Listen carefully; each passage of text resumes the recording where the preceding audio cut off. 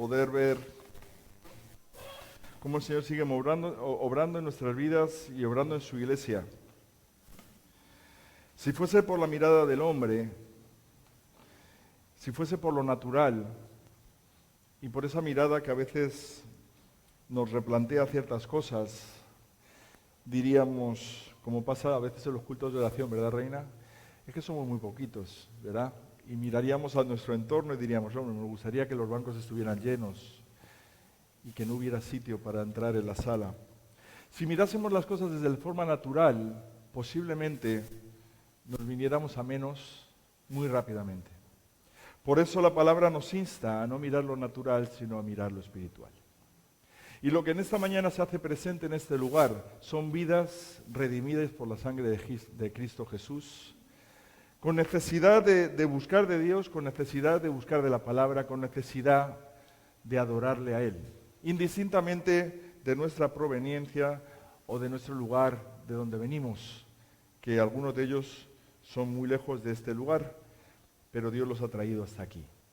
Por lo tanto, fijaos que no nos vamos a centrar en lo natural, nos vamos a centrar en lo espiritual, que es donde Dios nos pone el acento. Y hoy nos acercamos a un momento, yo no diría complejo, porque entonces ya os estoy predisponiendo, aunque ya lo he dicho, pero sí es algo complicado de entender, porque estamos hablando de Dios trino, de Dios como Trinidad, Dios en tres personas. Eso es una de las grandes cosas que el ser humano ha intentado abordar y hay cientos, por no decir miles, de personas que han reflexionado sobre esta misma realidad. Yo seré uno más y espero que no sea ni uno más ni uno menos, sino que hoy podamos abordarlo juntos y poder entender o intentar entender juntos este gran misterio de Dios, que Dios mismo revela en su palabra, por lo tanto ya no es tanto misterio. Podemos definir, con el permiso del Señor lo hacemos, definimos Dios, que Dios es uno y tres, unidad y Trinidad. Los tres en Dios son igual y coeternamente, un solo Dios. Por lo tanto, Dios es tres en uno, triunidad. Y ahí podríamos quedarnos toda la mañana. Pero vamos a seguir, hermanos. Quédense con el concepto. La doctrina trinitaria está arraigada en la manera en la que Dios se ha dado a conocer a través de la historia, a través de tres acontecimientos que podemos dar visibilidad, en donde Dios se presenta en Dios como Padre, como Hijo y como Espíritu Santo. Esos tres eventos de la historia los conocemos, y si no los conocemos os lo voy a exponer.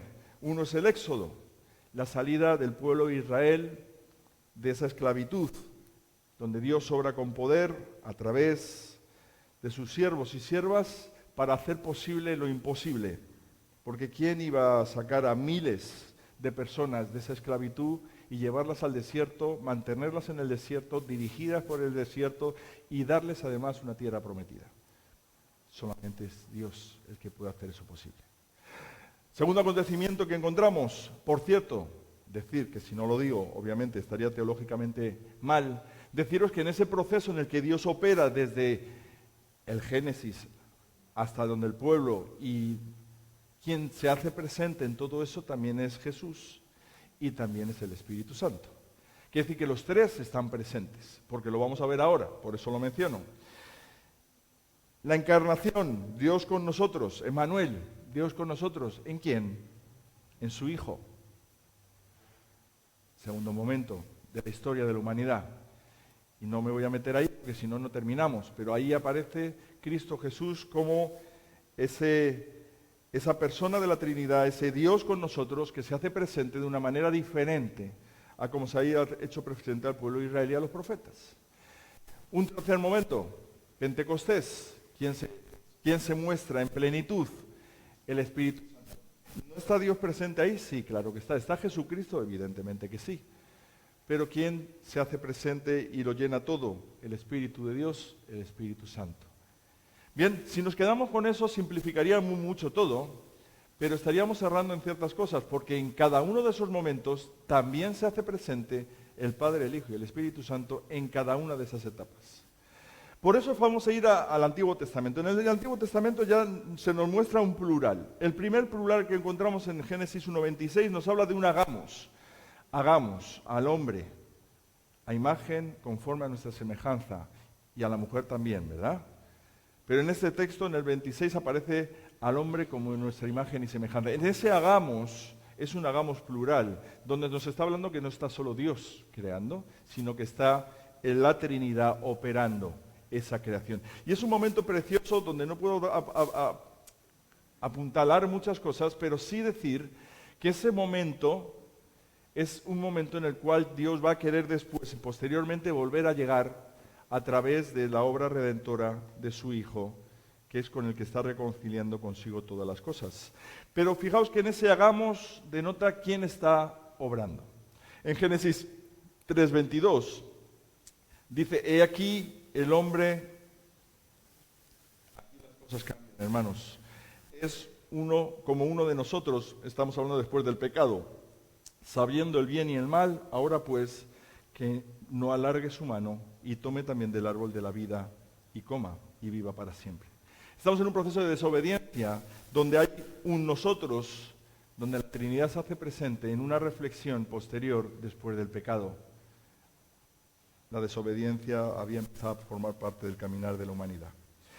En Gálatas 11:6-7 la cosa se complica aún más y ya entramos en el momento de la Torre de Babel, donde están edificando algo, ya la humanidad ha entrado en idolatría. Y de nuevo aparecen unos plurales. Y dijo Dios, he aquí el pueblo es uno, y todos estos tienen un solo lenguaje, y han comenzado la obra, y nada les hará desistir ahora lo que han pensado hacer. Y lo que estaban haciendo iban en contra de la voluntad de Dios. Ahora pues, descendamos y confundamos allí su lengua, para que ninguno entienda el habla de su compañero. En un momento de idolatría, Dios opera en un hagamos, en un nosotros, en un descendamos. La Trinidad se hace presente en esos tres momentos. Son tres momentos muy diferentes, ¿verdad? Pero sí es evidente que Dios está obrando no como único, sino como un plural, como un momento de Trinidad. Si nos damos cuenta, quizás ahora cuando lo abordemos en el Nuevo Testamento, quizás vamos a entenderlo mejor. Pero lo que no vamos a poder nunca perder de vista es que Dios es Dios. Aunque hablemos de Jesús, aunque hablemos del Espíritu Santo, Dios sigue siendo Dios. Y eso es una de las cosas que vamos a tener que retener, ¿vale? Por eso hay veces se nos hace complicado en las oraciones, mezclamos las cosas y ¿por quién oramos? ¿O a quién oramos? ¿En el nombre de quién oramos? Bueno, oramos en el nombre de Jesús, ¿no? ¿Quién nos guía en la oración, hermanos? El Espíritu. ¿Y a quién oramos? Padre nuestro que estás en los cielos. Bien, vamos a ir al Nuevo Testamento. En Mateo 28:19 dice, por tanto, id y hacer discípulos a todas las naciones, bautizándoles ¿en qué nombre? En el nombre del Padre y del Hijo y del Espíritu. Esta es una de las narrativas y es una de las declaraciones del Nuevo Testamento donde se ve de forma mucho más clara el momento de la Trinidad. ¿En nombre de quién hay que bautizar? En el nombre del Padre, del Hijo y del Espíritu Santo. En 2 Corintios 13:14 encontramos una doxología, una benedicción, donde termina diciendo que la gracia del Señor Jesucristo, el amor de Dios y la comunión del Espíritu Santo sean con todos vosotros. Amén.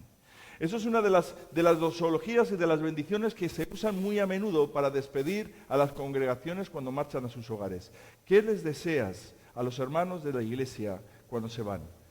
Pues que el amor de Dios, la gracia del Señor Jesucristo, el amor de Dios y la comunión del Espíritu se hagan presente ¿cuándo? ¿Dónde? En cada momento de sus días, de la semana, hasta volvernos a ver. Son dos momentos en los cuales vemos con claridad, además de otros muchos que vamos ahora a mencionar, no muchos, sino algunos concretos y precisos, donde se nos habla del momento de la Trinidad. Y en la carta a los Efesios nos vamos a encontrar que hay un número de esos textos que apuntan referencias claras a la Trinidad, vinculando a la Trinidad ¿con qué? Con el caminar de la vida cristiana y con su iglesia, con la iglesia del Señor. Lo primero que vemos en el capítulo 1 de Efesios, versículos 17 y 18, la Trinidad está presente en el conocimiento de Dios. Fijaos, capítulo 1, versículo 17 y 18, podemos leer desde el versículo 15 del capítulo 1 de Efesios, que dice: por esta causa también yo, habiendo oído de vuestra fe en el Señor Jesús y vuestro amor para con todos los santos, no ceso de dar gracias por vosotros, haciendo memoria de vosotros en mis oraciones. ¿Para qué? Para que el Dios de vuestro Señor Jesucristo, el Padre de gloria, os dé espíritu de sabiduría y de revelación ¿de qué? En el conocimiento de Él, alumbrando los ojos de vuestro entendimiento para que sepáis cuál es la esperanza a que Él os ha llamado y cuáles las riquezas de la gloria de su herencia en los santos. Si seguimos leyendo, nos hace una correlación de justamente esa realidad. Entonces, ¿quién se hace presente en ese proceso de entendimiento y conocimiento de? La Trinidad se hace presente. En ese momento en el cual yo me acerco a Dios y, como acabamos de decir, quiero conocerte. Y cuando digo al Señor, quiero conocerte, ¿quién empieza a operar en mi vida? ¿Solamente Dios? ¿Solamente el Espíritu? ¿Solamente Cristo? Hermanos, tenemos la grandísima bendición de decir que tenemos un gran equipo, el mejor equipo de los equipos con nosotros, que es la Trinidad. La Trinidad se hace presente en nuestras vidas permanentemente. Por eso, en las declaraciones que a veces hacemos sin querer, de que me encuentro solo, habrá que empezar a revisarlas, porque en la palabra y en el Señor nunca jamás estaremos solos, porque somos 4, el Padre, el Hijo, el Espíritu Santo y un siervo imperfecto. Quiere decir que somos 4 los que caminamos juntos allá donde vayamos. Estamos unidos, juntos, en el Señor, donde quiera que vayamos. Entonces, esa sensación de soledad, esa sensación de que es que me encuentro solo, es que nadie está conmigo. Hermanos, revisemos esas palabras, esas frases. Tenemos al mejor equipo con nosotros. Y no solo con nosotros y en nosotros, sino por nosotros. Por lo tanto, no solo la Trinidad se hace presente en el conocimiento de Dios, sino que la Trinidad se hace presente en la iglesia como templo espiritual. Cuando vamos al capítulo 2, os animo a leer todo Efesios, ¿vale? Voy a hacer una vista de pájaro de algunos textos de Efesios, pero si vamos al capítulo 2, vamos a ese momento del versículo 17 del capítulo 2, que lo que le precede es ese misterio que está siendo revelado a Pablo, y obviamente Pablo lo está revelando a las iglesias. Y en el versículo 17 dice: y vino, ¿y quién vino? Y anunció las buenas obras de paz a vosotros que estabais lejos y a los que estaban cerca. Por medio de Él. ¿Quién es Él? Jesús, Cristo, Jesús. Los unos y los otros tenemos entrada por un mismo espíritu al Padre. Así que ya no somos extranjeros ni advenedizos, sino conciudadanos de los santos y miembros de la familia de Dios, edificados sobre el fundamento, ese fundamento es Cristo, que los apóstoles hablaron y profetas hablaron antes, siendo la principal piedra de ángulo Jesucristo mismo, en quien todo el edificio bien coordinado va creciendo para ser un templo santo en el Señor, en quien vosotros también sois juntamente edificados para morada de Dios en el Espíritu. Por lo tanto, ¿quién es el que mora en la iglesia? ¿Solo Dios? ¿Solo Jesús? ¿Solo el Espíritu? ¿Quién es el que hace presente o quién se hace presente en el caminar de la iglesia? ¿Quién le da sentido a la iglesia? ¿Quién es el que edifica? ¿Quién es el que nos ayuda a caminar permanentemente en el día a día? ¿Quién es el que nos ayuda a luchar contra las tentaciones? ¿Quién es el que nos ayuda a entendernos como iglesia? ¿Quién es el que nos ayuda a entender al hermano, más allá de lo que yo sepa o conozca, sino entender también las cosas de los demás? Es Él. Es Él. ¿Quién es el que edifica la iglesia espiritual para morada de Dios en el Espíritu? Es Él. Por lo tanto, nos damos cuenta que la Trinidad se hace presente en nuestro caminar diario, no solo a nivel individual, en el conocimiento y entendimiento de su palabra y de Él, sino de la iglesia. Hermanos, ¿cómo vamos a entender la iglesia si no la entendemos desde los parámetros de Dios?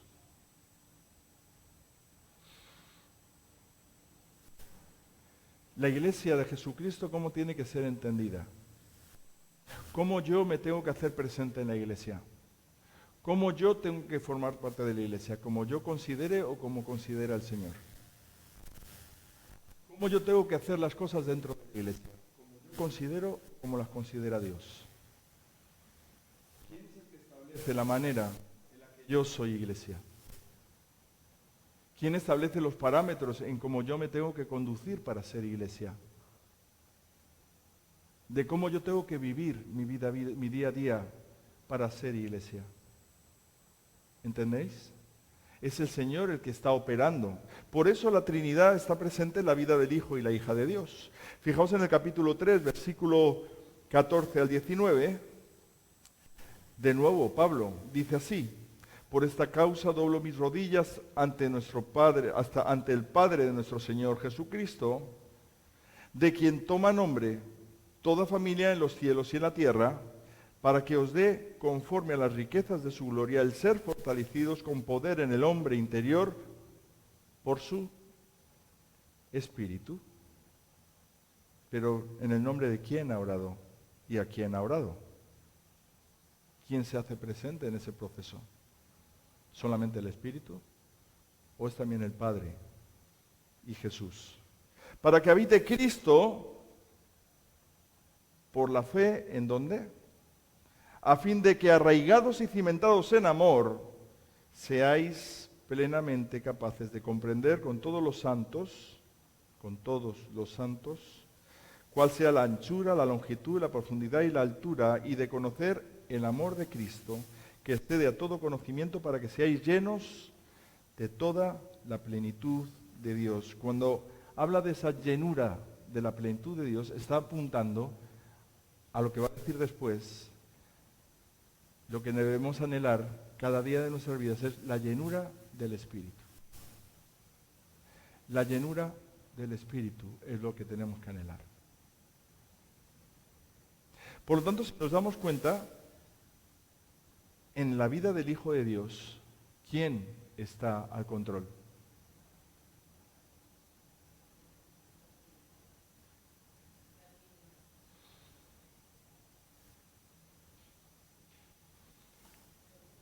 La Trinidad. ¿Quién está al control de lo que hago, de lo que digo, de cómo vivo, de cómo pienso, de lo que dejo de hacer, de lo que hago y no hago, de lo que debería hacer y no hago? ¿Quién es el que me muestra permanentemente cuál es el camino? ¿Quién me muestra permanentemente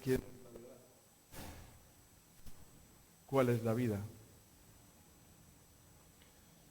Y aquel que es poderoso para hacer todas las cosas mucho más abundante de lo que pedimos o entendemos, según el poder que actúa en nosotros, a Él sea la gloria en la Iglesia, en Cristo Jesús, por todas las edades, por todos los siglos. Amén.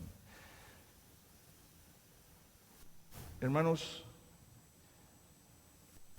tenemos a veces cosas, pero no sabemos ponerlas en su medida o valorarlas en su justa medida. La palabra nos expone con claridad meridiana que cada hijo e hija de Dios, en cada hijo e hija de Dios está obrando con poder la Trinidad. Si la Trinidad está operando en nuestras vidas, la palabra dice que recibiríamos poder cuando viniera sobre nosotros el Espíritu Santo para ser testigos en Jerusalén, en Judea y en Samaria y hasta lo último de la tierra. La palabra nos insta a que Dios delega o reparte o produce ese poder, ese dinamis en los hijos e hijas de Dios para poder hacer lo que Él les llama a hacer.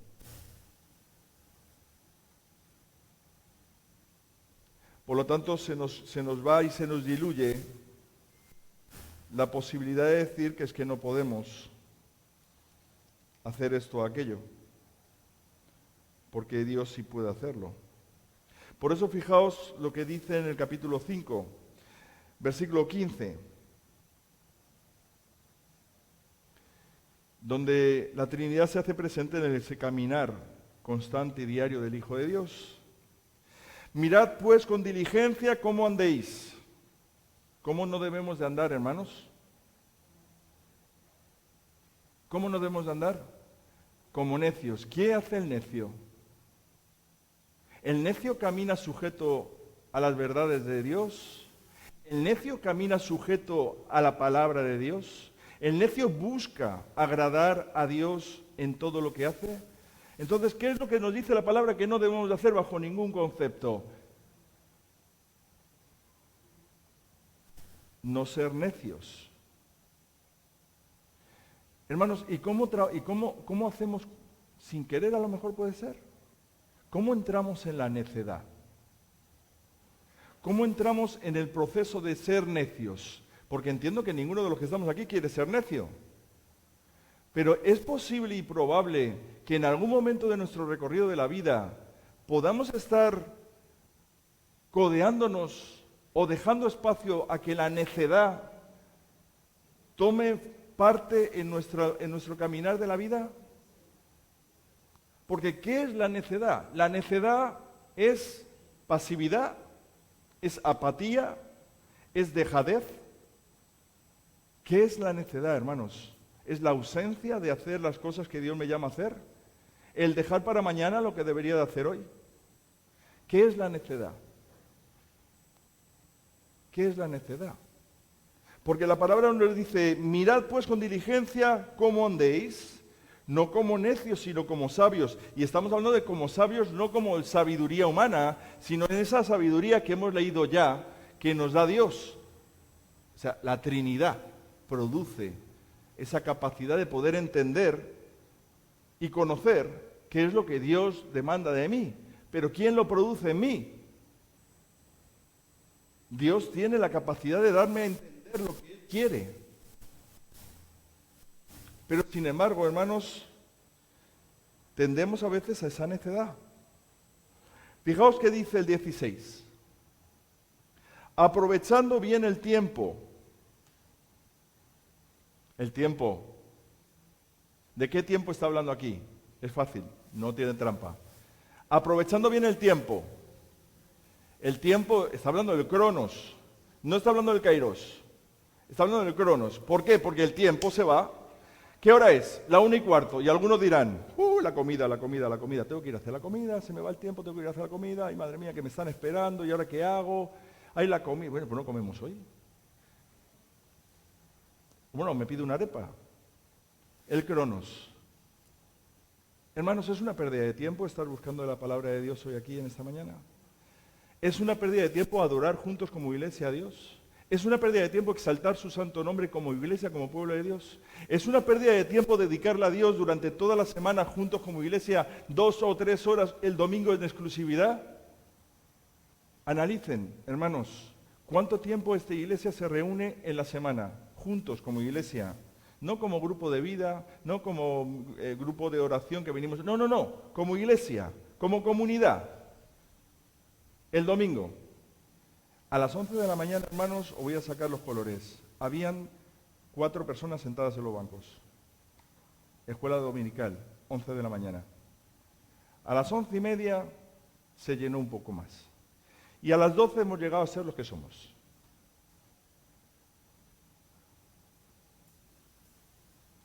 Quiere decir que entonces ya hoy no estoy 3 horas en la iglesia, estoy 2 horas solamente, si llegué tarde. 2 horas de toda la semana invertidas para buscar como iglesia a Dios. Y llega la hora de la 1:30 y todos mirando los relojes. Llegan las 2 menos cuarto y empieza a molestarme mi parte trasera y posterior. En serio, hermanos, ¿qué es lo que necesitamos? Yo entiendo que hay personas que vienen en guagua. Si se les va la guagua de 1 hora, se les complica la cosa, porque ya en vez de llegar a las 4, llegarán a las 5. Bueno, es cierto que es un caso atenuante, ¿verdad? Hay veces que consigan que a la guagua que está allí al fondo, como Ujier hoy, las lleve. Pero hay veces que, bueno, ¿merece la pena? ¿No? Pues no lo sé, depende. La pregunta es si contestamos la cuestión es si contestamos esta respuesta. Mirad pues con diligencia como andéis, no como necios, sino como sabios, aprovechando bien el tiempo, porque los días son malos. Y os digo, hermanos, no os tengo que decir nada nuevo que ya no sepáis, los días no es que sean malos, es que van a ser peores que malos. Y me río yo de que estemos abiertos hoy, porque a lo mejor dentro de no sé qué X tiempo posiblemente no podemos ni abrir. Pero no lo digo yo, la palabra ya nos está mostrando lo que va a pasar en los últimos días. Quiere decir que ahora nos podemos reunir juntos, abrazarnos, orar, alabar. Y llegará un momento en el que estaremos como los hermanos que están perseguidos en 52 países en este momento, donde muchos de ellos mueren por predicar el Evangelio. Y decimos, ¡ay, qué pena! No, qué pena no. Para la gloria de Dios es esa muerte, porque está predicando el Evangelio en el nombre del Señor. La cuestión es, ¿estamos aprovechando bien el tiempo? Porque los días son malos. Por tanto, no seáis insensatos. Entenderme que no os estoy llamando esto yo en esta mañana, sino la palabra nos está confrontando a todos. No seáis insensatos, sino entendidos de cuál sea la voluntad del Señor. Esta palabra está siendo dicha a unos hermanos que estaban sometidos a una realidad en este tiempo, y voy a tirar voy a tirar de realidad contextual en este momento. En este momento, Pablo está escribiendo a un grupo de hermanos que están rodeados de una idolatría atroz, donde hay gente que está idolatrando dioses y se emborrachan o toman cosas que le generan un estado de como si estuviesen embriagados y viendo cosas, como si estuviesen llenos de algo, pero no eran llenos de nada, estaban llenos de vino. Y lo que sentían era simplemente que estaban alcoholizados y embriagados en el vino. Y estaban sujetos a un mundo idolátrico, porque estaban idolatrando a cualquier cosa que no era Dios. Y para alcanzar este éxtasis, utilizaban todo lo que tenían en sus manos como recursos. Y el mejor recurso era el vino, porque era quizás el más barato. Y por eso la palabra dice, escuchen, para buscar a Dios no necesitas emborracharte. Para ser lleno del Espíritu de Dios, no tienes que emborracharte. Porque es Él el que produce esa llenura. Pero no es porque tú te vayas a embriagar de eso, vas tú a generar eso. No, es Él el que llena. No eres tú el que te llenas. Pero ¿cómo me voy a llenar de Dios si no estoy donde Dios me llama a estar? ¿Cómo voy a ser lleno de Dios si estoy viviendo una vida que no le agrada a Él? ¿Cómo voy a ser lleno del Espíritu si no estoy caminando como Él me llama a caminar? Si yo anhelo ser lleno del Espíritu Santo, ¿tendrá mi vida que exponerse a Dios y dejarse en manos de Dios para que Dios obre a su manera? ¿O soy tan tozudo y necio y terco que quiero que Dios me llene aun a pesar de mis propias miserias en las cuales quiero seguir viviendo y no dejar de vivir? ¿Le estoy diciendo yo a Dios que me llene aun a pesar de vivir una vida disipada y diluida, apática y sin búsqueda de Dios en oración? ¿En serio quiero que Dios me llene en una condición en la que no le agrado? Hermanos, eso es imposible. Es imposible que Dios te llene con su Espíritu si no estás viviendo una vida grata al Señor. Es imposible. Porque Dios, ¿qué es lo que necesita? ¿Qué es lo que le entregamos cuando aceptamos a Jesucristo como mi único Señor y Salvador personal y nos bautizamos en el nombre del Señor? ¿Qué le entregamos? Nuestras vidas, nuestro corazón. ¿Qué hay en mi corazón? ¿Qué hay en mi corazón? ¿Quiero que el Señor llene mi corazón? Habrá que quitarle cosas, ¿no? Habrá que pedirle al Señor, mira, Señor, pues tendrás que vaciar todo lo que tengo en mi corazón porque está lleno de un millón de cosas. Pero ¿quién lo vacía? Él. ¿Y quién se tiene que dejar tratar? Yo. ¿Y quién se tiene que quebrantar delante de Dios? ¿Y quién le tiene que pedir perdón? ¿Y quién se tiene que postrar y arrodillar y reconocer su pecado y arrepentirse de corazón? ¿Quién? ¿El Señor se va a arrepentir? ¿Es Dios el que se va a arrepentir de sus pecados o soy yo el que se tiene que arrepentir de sus pecados? Hermanos, perdonadme de ser tan sincero en esta mañana conmigo mismo.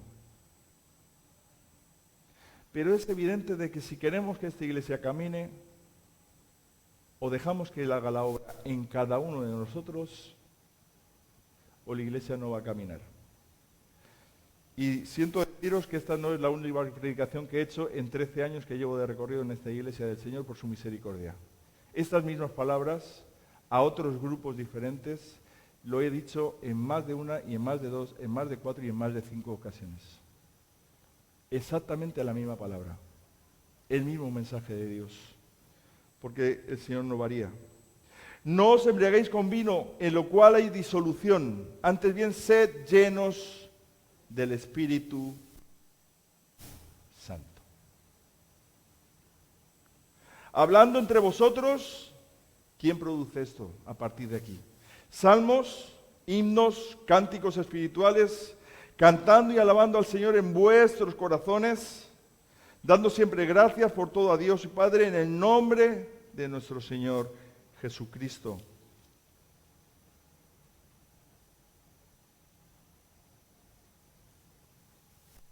Sed llenos. Ya lo leímos antes. Para que seáis plenamente capaces de comprender con todos los santos cuál es la anchura, la longitud, la profundidad y la altura, y de conocer el amor de Cristo que excede a todo conocimiento, para que seáis llenos de toda la plenitud de Dios. ¿Qué es lo que hay que hacer, hermanos?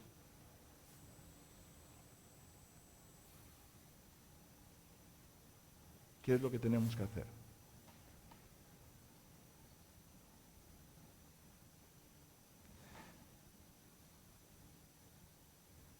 Pedirle perdón a Dios. Arrepentirnos una vez más. Dídele, Señor,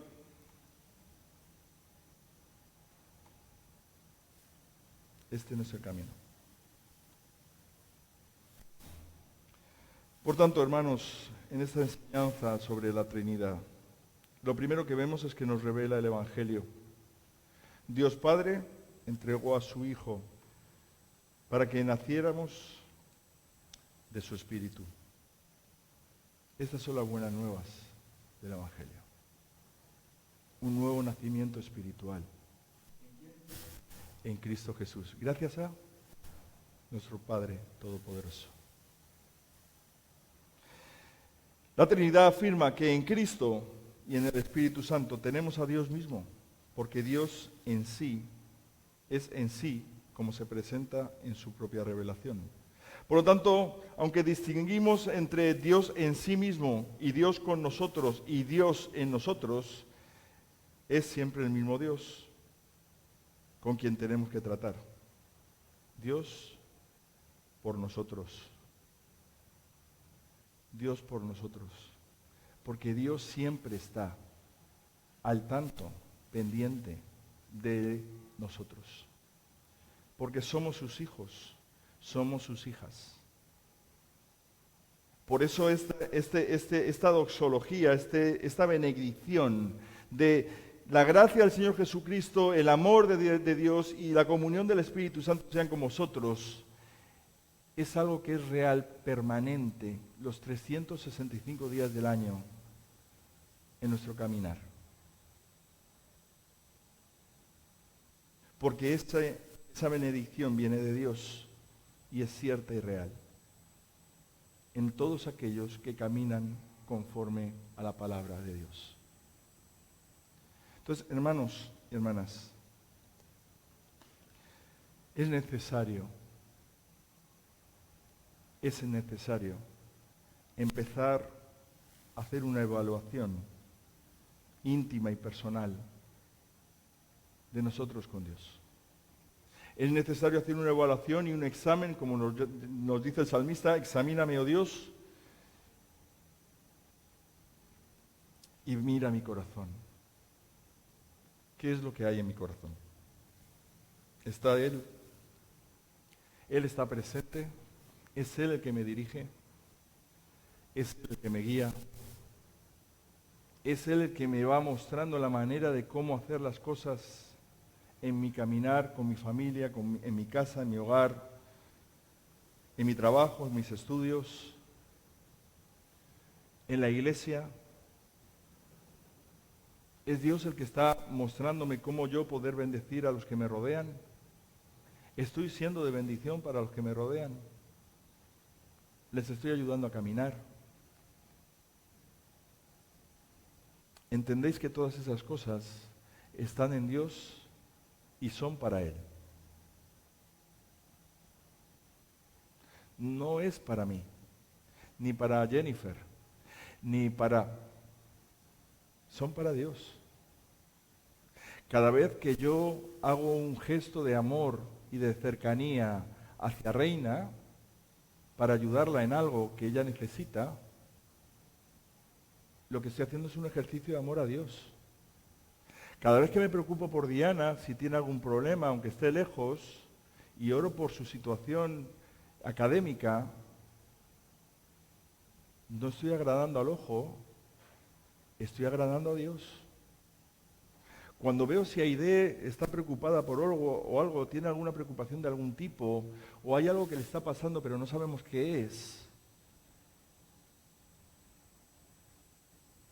oro a Dios, me preocupo,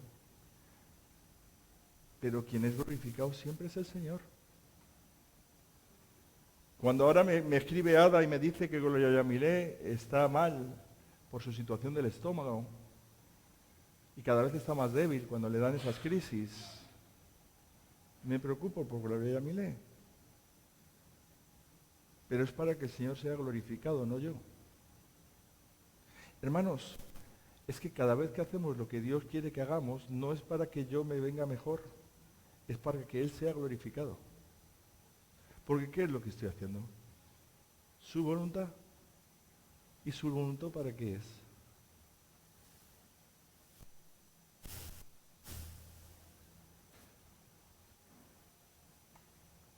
La pregunta que queda en el aire es: ¿qué es lo que ocurre si yo nunca hago nada por nadie? Si nunca me expongo a poder ayudar a los demás. Si nunca me preocupo por lo que le ocurre al otro. Si nunca escribo a nadie de: mira, oye, ¿qué te pasa? ¿Estás bien? ¿Estás mal? ¿Entienden? ¿Qué es lo que pasa cuando nadie dice nada? Que no pasa nada.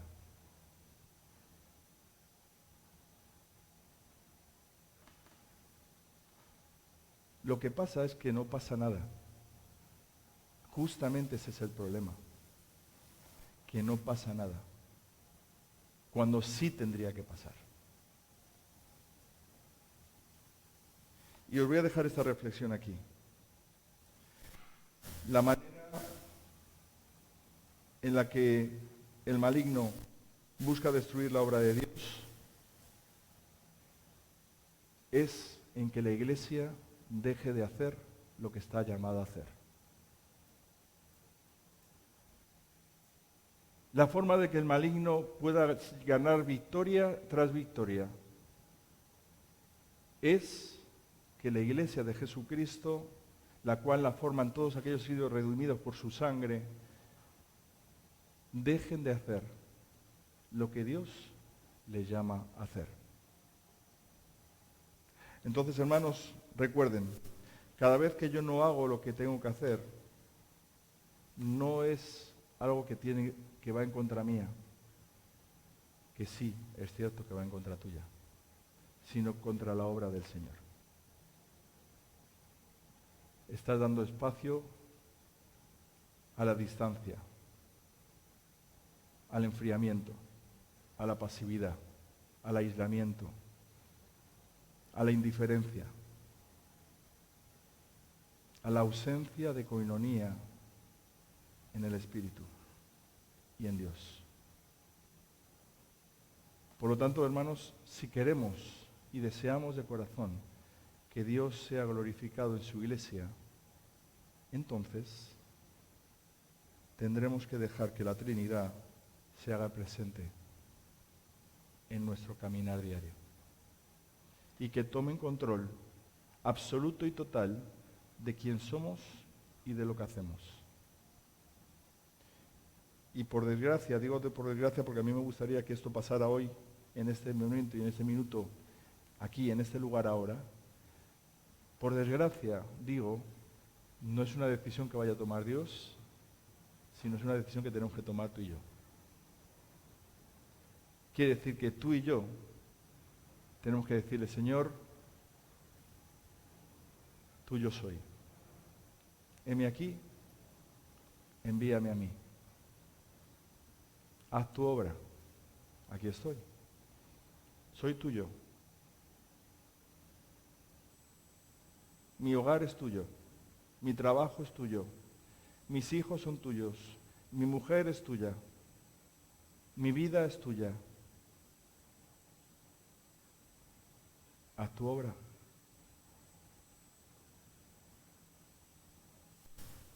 ¿Quién tiene que hacer esa declaración, hermanos?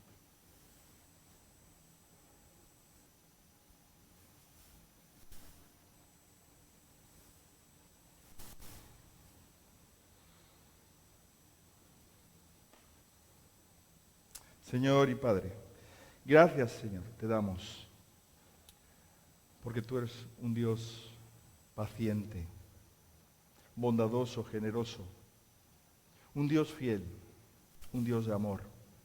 Pero también sabemos que eres un Dios justo, un Dios que, como dice tu palabra, al que ama disciplina, un Dios que siempre quiere lo mejor para nosotros y que siempre está al tanto de todo lo que necesitamos, pero también demandas que tus hijos sean obedientes a ti. Señor, ayúdanos en este caminar. Ayúdanos en este proceso en el que nos encontramos hoy. No mañana, sino hoy, en este momento, en este instante, en este minuto, en este lugar. Tú conoces perfectamente nuestro estado actual. Si estamos o no estamos haciendo lo correcto delante de ti. Tú lo sabes todo, Señor. Y por eso en este preciso momento, en este lugar, necesitamos que tú sigas obrando con poder. Que tú confrontes nuestros corazones, confrontes nuestras vidas y nos ayudes a tomar decisiones. Decisiones que tienen que ver contigo y que apuntan a la eternidad. Decisiones que van a cambiarlo todo y que todo va a cambiar para mejor, porque tú eres mejor que nada. Por eso lo que anhelamos y deseamos de corazón es agradarte a ti y glorificarte a ti, porque tú eres lo mejor que nos ha pasado. Por eso, Señor, en estos momentos te pedimos perdón. Te pedimos perdón por los errores cometidos y por los que quizás ni siquiera nos hemos dado cuenta, pero también los hemos cometido. Por no caminar conforme a tu palabra, por no orar lo que tenemos que orar, por no hacer lo que tenemos que hacer, por no pensar como tú piensas, por no hablar como tú hablas. Te pedimos perdón, Señor.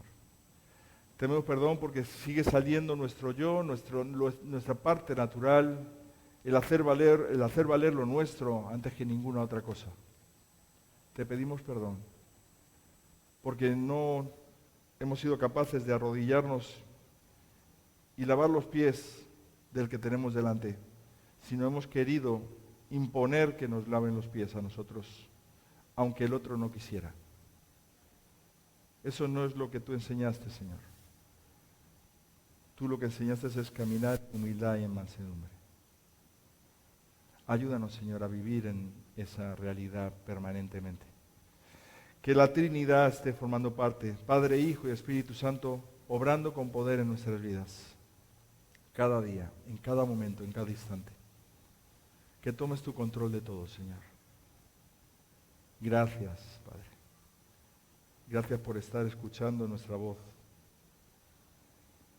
Porque sabemos que tú nos vas a ayudar en ese tiempo perfecto. Ayúdanos a entender el cronos y a caminar en ese kairos que es tuyo, Señor. Gracias, Señor, por este tiempo, por este día, por este momento que tú nos regalas. En el nombre de Jesús.